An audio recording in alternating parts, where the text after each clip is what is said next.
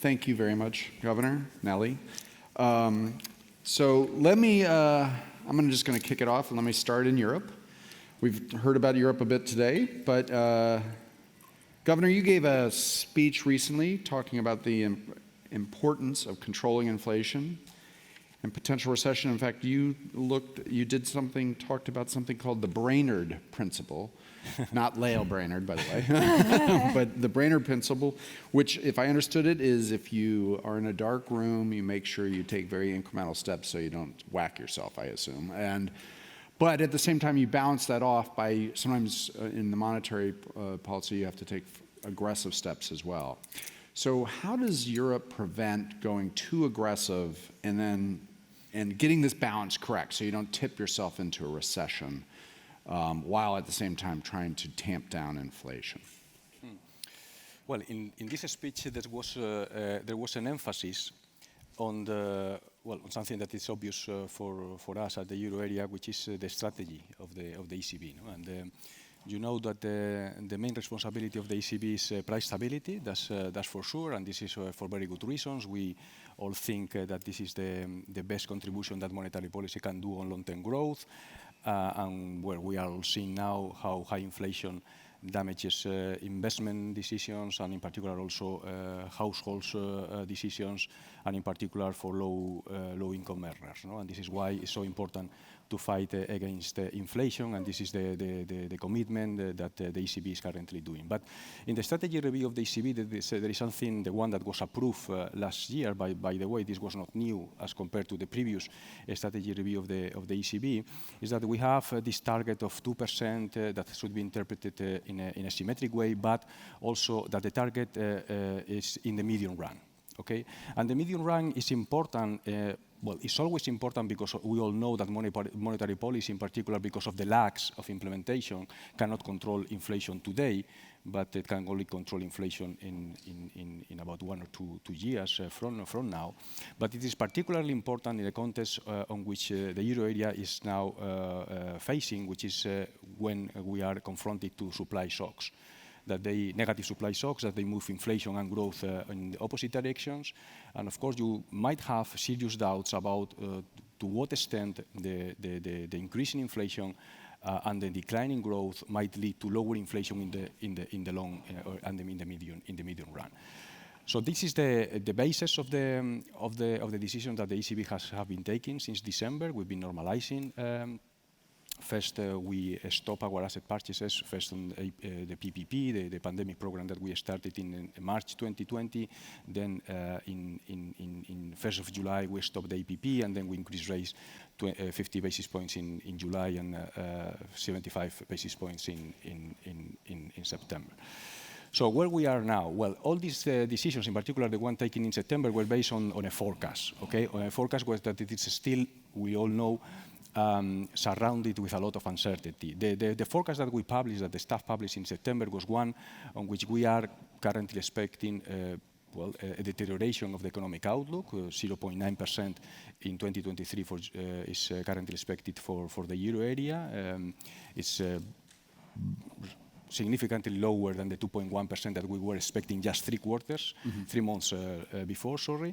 And inflation is now we're expecting that it will remain very high, 5.5% next year, and still even 2.3%, so above this 2% in 2024. Well, all this uncertainty, of course, was part also of the decision that we took in September.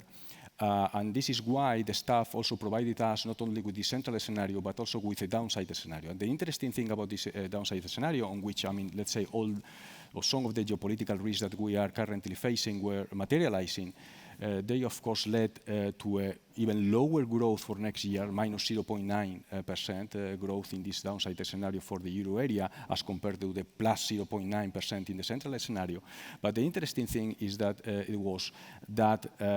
inflation in the medium term was even higher. This 2.3% in 2024 moved to 2.7% in the alternative scenario. So it's difficult to say where we are now, of course, because we are receiving data every day. Some of the shocks that were incorporated into the downside scenario might have materialized already, but at the same time, and this is one example of how difficult it is to analyze the situation, energy prices are lower. And are lower not only that in this downside scenario, that it was assumed in this downside scenario, but they were even lower than in the central scenario. Yeah. So all this put together, I think gives us a good analysis and a good support for this meeting by meeting data-dependent policy reaction that we are currently having and that we are currently communicating. Thank you. All right, so let me, Nelly, let me move to you and think about the U.S. economy. Now, you're a lapsed central banker. Yeah. And so I'm not going to ask you about monetary policy because Thank you're you. obviously at the Treasury Department now. But how are you viewing the U.S. economy? Is there, there's one of the debates out there, of course, can we find a soft landing and control inflation, but also continue to have economic growth? Right. So thank you. Thanks for the question. Thanks for having me here today. So obviously persistent inflation is a problem for the U.S., and it's important to get that down. That has costs, as the governor just said, has costs for investment, for businesses making plans, for maybe the more vulnerable populations as well. So it's important to get that down, and the Fed has a mandate to do that, and they're working and doing what they can to do that. I think from Treasury's perspective, there seems to be a very plausible path to fight inflation without sacrificing some of the strong gains that we've had over the last couple of years. I would say the labor market has been very strong, and there's indications it takes a while, but we're seeing even the jobs number last week showed a little bit of slowdown in jobs growth, a little bit of both vacancies and unemployment rate coming down, so you're kind of having a little bit of a shift in of the beverage curve. There are signs of slowing of the job market and the labor market that suggest just the beginning of a slowdown. So I think there is a path that is for a slowdown without too much of a downside risk materializing. I guess I would just add, in addition to the labor market, balance sheets of households and businesses are in good shape. They're not too overextended. The banking sector is very strong, so we may not get the amplifications through some of the familiar financial stability concerns that might make a slowdown turn into a recession. So I'm optimistic about it. Okay. Well, good, because everybody's been saying there's not much optimism. I know Tim keeps asking people, trying to find. Where's your optimism? So I'm glad to hear some without me asking for it. Nelly, I did want to, it's not really a follow-up to this question, it's a follow-up on some of the aspects that you have to do all the time now. So you oversee at Treasury a lot of areas, but one area is on the financial regulatory space, an area that clearly is getting a lot of attention, particularly in the digital finance space, whether it's stable coins or CBDC and how to think about that, or crypto assets. And I know the FSOC has been following up on some of the work that the executive order from the president had. So how are you guys thinking about digital assets right now? Yeah. So digital assets is a big, important issue, has potential for lots of innovative benefits to the economy and for growth, and U.S. could establish a leadership position in this. And the president's executive order in March was designed to bring the government together across agencies to harness the potential benefits while minimizing some of the potential risks to consumers, investors, and to financial stability.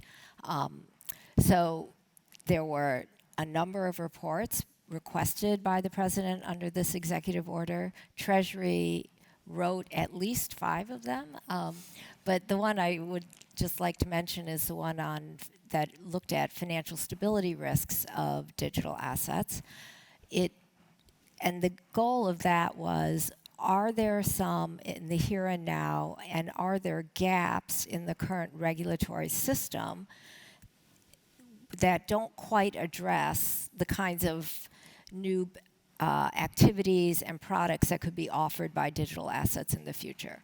So certainly in the here and now of digital assets and crypto assets, we hear cases of consumer fraud and investor scams, and there are rules and laws and regulations that are there that should apply to crypto assets, and it's about enforcement. And so there was a recommendation to make sure that those things are enforced. In addition, just looking ahead to how digital assets could change the way various financial products and services are offered, we identified 3 gaps. One, there are some, I guess I'll mention the 2 most important ones. There's something what we called regulatory arbitrage, which is there are certain kinds of activities and services that are being offered that don't fit neatly within any regulatory regime. So for those of you that may be familiar, stablecoins fits into that category. It's a bank-like product that offers payments, but is not regulated by a payments regulator, backed by assets that are not regulated by anybody. Should it expand and become part of the payment system, one could imagine one would need a stronger regulatory framework. We've proposed legislation to Congress that this needs to be addressed in the US. Many other countries have payment regulators. The US does not have a federal payment regulator. Another area is something that others have called universal crypto firms. It's sort of trading platforms that not just allow trading and enhance trading, but they lend, they provide repo. So there's a lot of areas where there's not visibility. And finally, I would just mention another one, which is automated clearing, which while there are protections in place for investors in these clearing, this is like instantaneous, and it doesn't allow ever for human intervention. And that is something that I think the FSOC put out as something that needs much further study before moving into that space. So I would highlight those things. Okay, those are good points, and that's a lot on their plate, and I know you guys are not even finished yet. You have a lot more to do. So, all right, Pablo, I'm going to remove your Bank of Spain governor's hat, and instead I'm going to put on you're the chair of the BCBS hat. Okay, so you just got through receiving comments for your second consultation on the prudential treatment of crypto assets.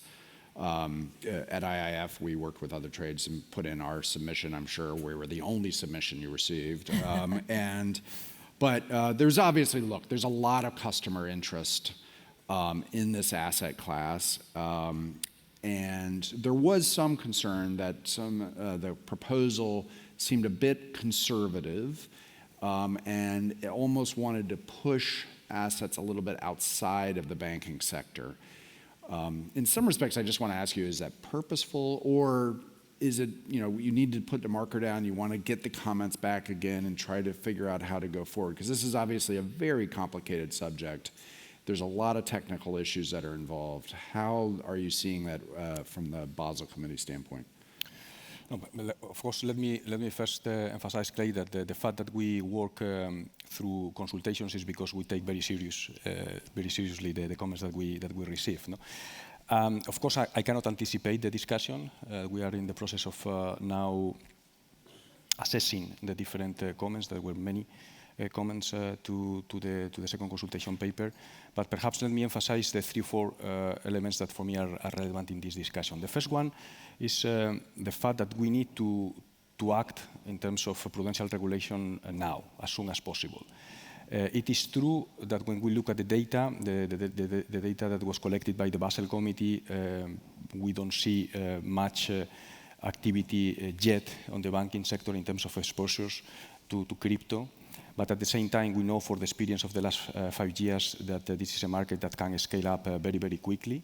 So we need to avoid that this potential scaling up happens without a proper prudent regulatory requirements for banks.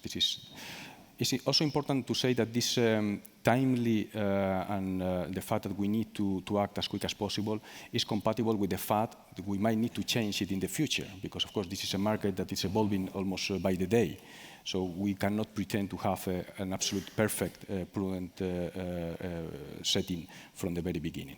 Second, I think it's very, very important that it is global. Okay, and this is why I think the right place to do this is the Basel Committee, because it's the only way to guarantee that we have common rules, minimum requirements, because this is what the purpose of the Basel Committee is all about, in order to guarantee that there is no regulatory arbitrage across jurisdictions. Okay, this is very, very important. Third, it was also emphasized from the very beginning from the Basel Committee. We want to be neutral in terms of technology. Okay, that's clear. We don't want to promote one technology as compared to other. But, and this is my fourth and last point, what we want to measure is the underlying risk of the different assets in an adequate manner. And of course, we want to oblige the banks to incorporate this risk into their metrics. And this is why in this second consultation paper, there was a lot of heterogeneity across asset classes in terms of the different crypto assets that are in the universe now. And it is true that there are some crypto assets that we identify as having a very high risk. And for these, in particular those that are unbacked crypto assets, we want to insulate the banking sector from there. But it is true that for others it's not the case, and there might be a possibility for banks to enter into this business, and we want even to enter this business into the regulatory perimeter of the banks. No? So all this together, I think at the end of the year we might find an agreement on this potential treatment of crypto. I'm going to stick with you. There's a question came in from the audience, which was something I was thinking about asking anyway. So this is actually, it's better from the audience, I promise you. It's a better question.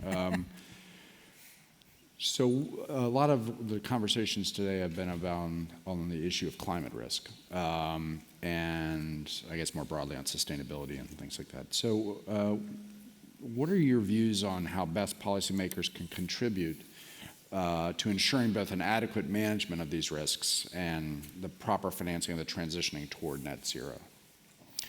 Well, you know that the Basel Committee has taken this very, very seriously, and we are working into these three basic directions. No? So basically we are looking at disclosure. I think this is absolutely crucial to have a Pillar 3 requirements that are common for all banks. I think it's probably the main element that we have to have and as soon as possible. Without this, it's going to be very difficult to evolve in the other different dimensions. We are also having an interesting discussion on supervisory requirements, and there we already published some guidelines for banks and supervisors on how to deal with these issues from the supervisory perspective. And these high-level principles, I think they have to be taken as seriously, because it's the first guidelines that we've published on this topic. We will be moving also on to look into more detail on Pillar 2, and in particular on stress testing issues. I think that's another avenue that it is absolutely crucial. And then, of course, and here is where the focus is, in particular for banks, is more the emphasis is where it is put is on the prudential treatment. And here, let me perhaps only emphasize that, I mean, we've put a lot of emphasis on the fact that we want to, of course, to measure adequately the risk from these brown activities, but I think it's equally important to also measure the possibility of having green bubbles. And on this, I think it's particularly important to have a clear oversight of taxonomies that avoid this situation. Of course, the brown activities should be penalized because there is an inherent risk that we all know, but let's not forget about this second aspect as well. So, on the taxonomies, is that, I mean, one of the critiques, I guess, you hear about the taxonomies is how do you, it's complicated, but then there seems to be a plethora of them around the world, and it's, how do you find some sort of common ground in these areas? Well, the fact is that we are working absolutely together and closely with the NGFS, with the Financial Stability Board, with the ESSB. So the idea is, of course, to have one common rule. That would be absolutely crucial. I fully agree with that. I mean, we need global standards also in terms of disclosure. If not, again, regulatory arbitrage would be an important problem for all of us. Okay, so Nelly, let me switch you a little bit on the same subject matter. So the discussion of taxonomy, for instance, has been pretty robust in Europe. It's not as robust here in the United States. And now there is robust conversation going on about regulatory matters around sustainability and climate change. And kind of the first question I asked, but on the taxonomy, not as much. How are you guys trying to work through that and working with your international counterparts? Right. So I think the U.S. took some important steps last year, starting with the Financial Stability Oversight Council convening the various regulators on the risks of climate to the institutions, and did the individual institutions, financial institutions, and the regulatory agencies, were they in a position to be able to assess the risks from climate change to their portfolios? That is where most of the action to date has been. As we all know, data are difficult, but it's like you have to measure, but you need data, but you know, it's circular, but they are building. It is building very quickly, and it's a very important effort on our part. And Financial Stability Oversight Council has convened a number of interagency working groups to share best practices on data, share best practices on risk metrics, share best practices on scenario analysis that you could use for the institutions. I think that also is going to help develop what kind of data you need to actually measure anything in a credible way. That was one pillar of the approach to climate risk. The second one is what kind of information can you get out to the public, the investors, so that they're in a position to also make choices, informed choices about climate risk and where to invest. And that's disclosures, but also could the regulators participate and provide some data. I would say the agencies are working well together. The Office of Financial Research has launched something internally called the Data and Analytics Hub, but it's, you know, it's merging all the government-wide data where allows the regulators put up supervisory data, and it has both data and analytics, and so there's been some important progress. On sustainable, that is a more difficult issue for everyone, and I think many of the financial institutions in the U.S. have committed to a net zero, and they've been looking for convenings to understand how do we help companies transition their clients, the firms they lend to, how do they transition, like the path forward, and how do you turn, you know, what's a brown industry into something that's converging to green, and can you continue to lend to them along the way, and how to manage that process. And Treasury has been trying to help convene and meet and have these kinds of discussions, but I think it's not as far along as, it's following a slightly different track than in Europe, where the maybe the political will is different to embrace some of the other approaches, but feels like it's making some progress. I just mentioned voluntary carbon markets has been an issue that has been coming up in the U.S., understanding that it needs to be a market with standards, integrity. Really ads is additional. How would one set that up? Could it be done in the U.S.? Not just in the U.S., but could it be done so that it could be used in the U.S.? I think there's quite a bit of thinking around voluntary carbon markets that would help be a part of that transition. Okay. I am cognizant of time. I actually have 3 more questions, but I can ask this. I will try with you, Pablo. It's a question from the audience. This is not going to be easy. Do the panelists see a risk of contagion from the situation in the UK bond markets? And if you say, hey, it's only 10 seconds left, I got to go. If it's properly managed, it shouldn't be contagious to other markets. Okay, fair enough. All right.